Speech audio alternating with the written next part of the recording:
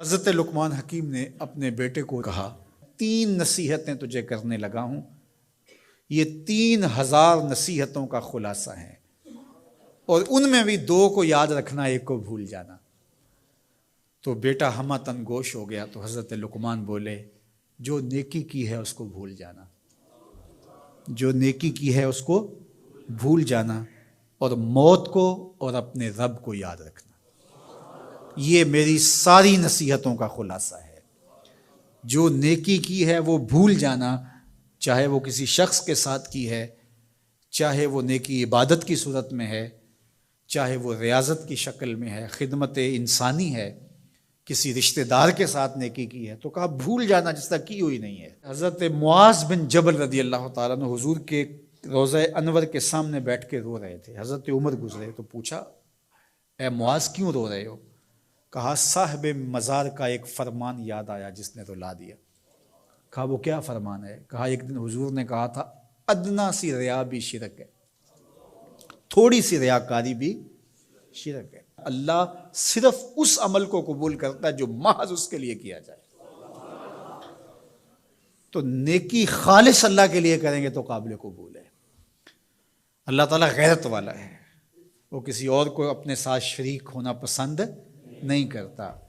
تو جب بھی نیکی کرو، یہ سلس دین ہے، انما الاعمال بالنیات۔ اس حدیث کو علماء نے کہا ہے تیسرا حصہ دین کا اس میں ہے کہ اعمال کا دار و مدار نیتوں پہ ہے۔ نیت کا خالص ہونا شرط ہے، ورنہ محنت بھی کی، سجدے بھی کیے، خیراتیں بھی کی، سب کچھ کیا، لیکن نامہ اعمال میں 0 کو ہوگا۔ کیتی کتری پئی کھو محمد تے سکہ بنیا زردہ۔ تو ریاء سے بچنے کی تلقین کی گئی۔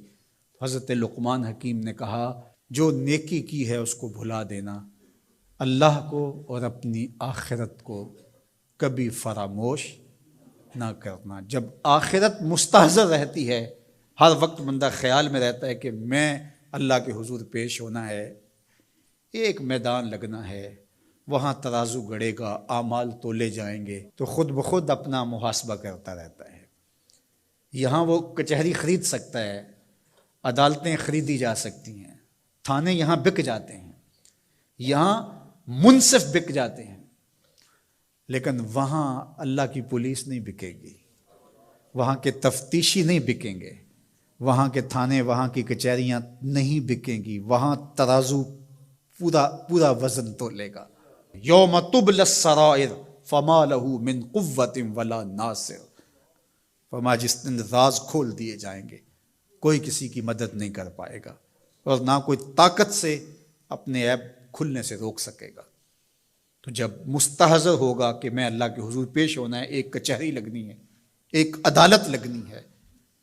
آج مکار آدمی، جھوٹا آدمی، خائن آدمی، بد کردار آدمی بچ کے نکل جاتا ہے، عدالتوں کو چکمے دے جاتے ہیں لوگ، عدالتیں خرید لیتے ہیں، دھمکا لیتے ہیں، سب کچھ ہو جاتا ہے اس دنیا میں۔ طاقتور کی کوئی بات نہیں کرتا، کمزور پھٹے چڑھا دیے جاتے ہیں، لیکن ایک عدالت ایسی لگنے والی ہے جہاں انصاف ہوگا، جہاں عدل ہوگا۔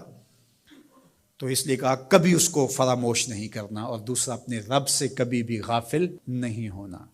اپنے رب سے جو غافل ہو جاتا ہے وہ زندگی کے مقصد کو کھو بیٹھتا ہے، اور اسی کو رومی کہتے ہیں دنیا ہے یہ چیز، دنیا از خدا غافل بدن۔ دنیا کیا ہے؟ کہا سونے چاندی ہیرے جواہرات کا نام دنیا نہیں ہے، خدا سے غافل ہو جانے کا نام دنیا ہے۔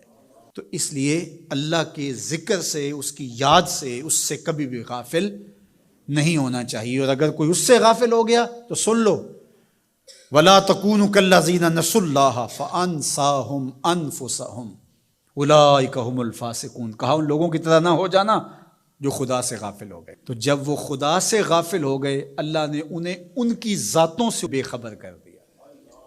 کسی نے کہا اقبال سے کہ تو نے خود ہی کا سبق کہاں سے لیا تھا؟ کہا قرآن کی اس آیت سے لیا تھا۔